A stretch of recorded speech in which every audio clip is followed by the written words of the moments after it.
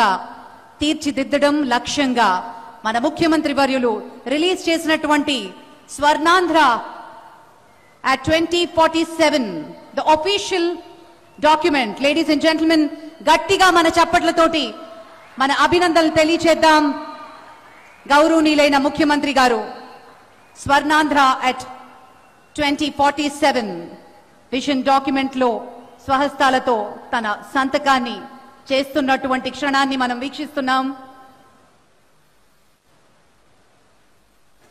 ఆంధ్రప్రదేశ్ కేవలం ఒక రాష్ట్రం మాత్రమే కాదు, ప్రగతికి, సాంప్రదాయాలకు మరియు దృఢ సంకల్పానికి ప్రతీక అంటూ మన కోసం, మన ప్రగతి కోసం చేస్తున్నటువంటి ఈ విజన్ మనందరం నిజంగా అదృష్టవంతులుగా భావించాలి. గట్టిగా చప్పట్లతోటి అభినందనలు మరియు శుభాశీస్సులు అందిద్దాం. ఈ మహత్తరమైన ఘట్టం ఆంధ్రప్రదేశ్ రాష్ట్ర చరిత్రలో సువర్ణాక్షరాలతో లిఖించదగ్గ రోజు.